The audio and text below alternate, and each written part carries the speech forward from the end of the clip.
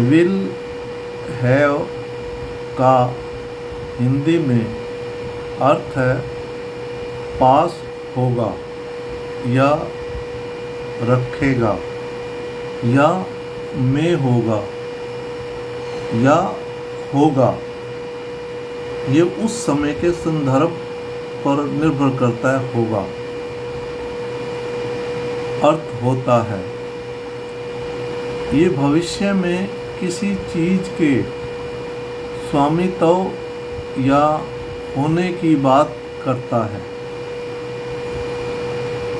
Will have का उपयोग भविष्य में किसी चीज के होने या रखने की स्थिति को दर्शाने के लिए किया जाता है।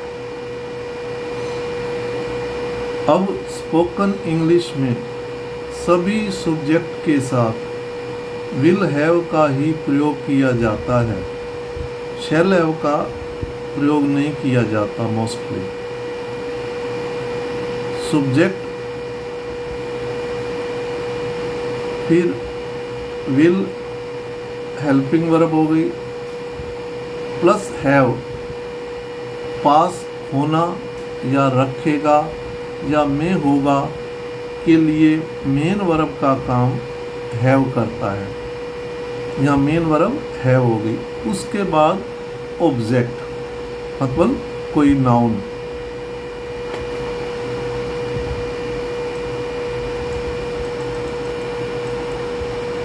फॉर एग्जाम्पल पढ़ाई पूरी करने के बाद मेरे पास नौकरी, सुंदर घर और कार होगी। आई will have A job, a beautiful house and A car after completing my study. नौकरी मिलने के बाद हमारे पास सब कुछ होगा। हम फ्यूचर की बात कर रहे हैं अभी। नौकरी मिलने के बाद we will have everything after getting a job. हमारे पास पैसा होगा। We will have money. एक इमेजिनरी थिंग्स के बारे में बात कर रहे हैं कि हम एक कल्पना कर रहे हैं कि हमारे पास पैसा होगा आने वाले समय में। We will have money. कल उसके पास एक नई पोशाक होगी। Tomorrow comma she will have a new dress. अगर हम टुमारो लास्ट में भी लगा सकते थे। अगर शुरू में लगाते हैं तो कोमा जरूर लगाएंगे। श्री राकेश की 2 बेटियां होंगी। हम सोच रहे हैं, एक इमेजिंग कर रहे हैं कि राकेश की 2 बेटियां होंगी। Mister Rakesh will have 2 daughters।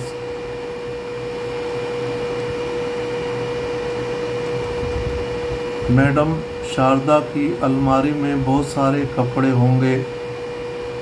Madam Sharda's wardrobe will have so many clothes. Wardrobe जो होते हैं वो कपड़ों के लिए अलमारी होती है। आपको कंप्यूटर की बेहतर समझ होगी। भाई आपको, भाई मेरे पास ना, you will have a better understanding of computer. अगले सप्ताह हम एक बैठक रखेंगे या अगले सप्ताह हमारी एक बैठक होगी। हमारी मतलब हम कह रहे हैं, एक पोजीशन दिखा रहे हैं कि हमारी एक बैठक होगी अगले सप्ताह। फ्यूचर की बात कर रहे हैं। We will have a meeting next week. अगले महीने मेरे पास एक नया लैपटॉप होगा। I will have a new laptop next month.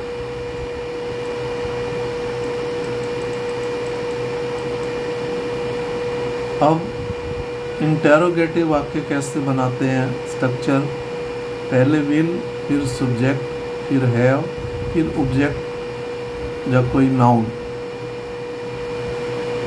क्या राहुल को कोई पुरस्कार मिलेगा? Will Rahul have a prize? मुझे नहीं पता, आई डोंट नो। थोड़ा इंतज़ार कीजिए, वेट ए बिट। हम थोड़े छोटे छोटे वाक्य भी साथ बता रहे हैं ताकि आपको लिंकिंग करने में वाक्यों की आसानी रहे और इससे वोकैबुलरी और अंडरस्टैंडिंग बढ़ेगी। क्या हमारे पास कुछ नहीं होगा? Will we not have something? क्या उनके पास करने को कुछ नहीं होगा? Will they not have anything to do? क्या उनके पास कुछ करने को नहीं होगा? यहाँ टू डू ये इन्फिनेटिव वर्ब का प्रयोग किया गया है। जब एक वर्ब के बाद दूसरी वर्ब आ रही है तो टू फिर वर्ब की फर्स्ट फॉर्म का प्रयोग किया जाता है। अब नेगेटिव सेंटेंस का स्ट्रक्चर,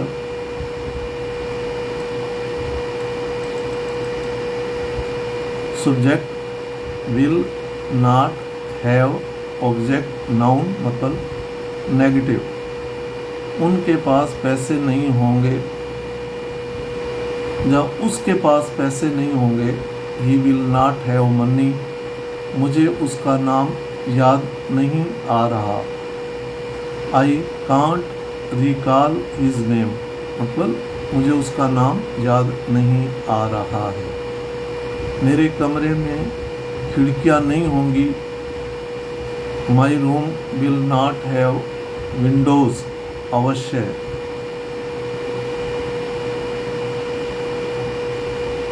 डेफिनेटली,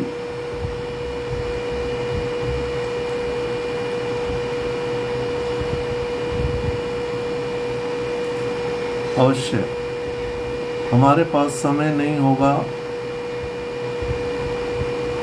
मैं आपको बताने ही वाला था कि उसके रसोई घर में नल नहीं होगा।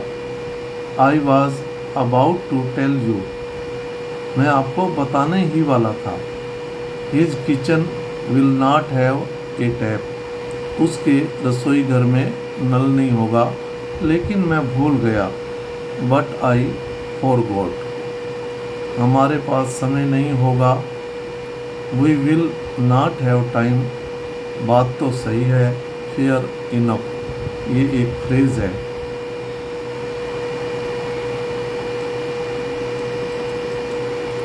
उसे कंप्यूटर का गहन ज्ञान नहीं होगा, जैसा कि आप जानते हैं। He will not have deep knowledge of computer as you know. अब WH वर्ड वाले क्वेश्चन वाले वाक्य और स्ट्रक्चर, पहले WH word what, when, where, how इत्यादि।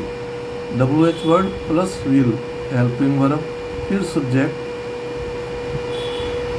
फिर हैव, फिर ऑब्जेक्ट नाउन। तुम्हारे पास मेरे लिए समय क्यों नहीं होगा? Why will you not have time for me, आपके पास 10 मिनट बचे हैं। यू हैव 10 मिनट्स लेफ्ट, तुम्हारे पास अकल कब होगी? When will you have sense, तुम्हारे पास क्या होगा? What will you have. इस प्रकार आपके पास फ्यूचर में क्या होगा, उसके लिए पहले सब्जेक्ट, फिर विल हैव, फिर ऑब्जेक्ट मीन नाउन का प्रयोग किया जाता है।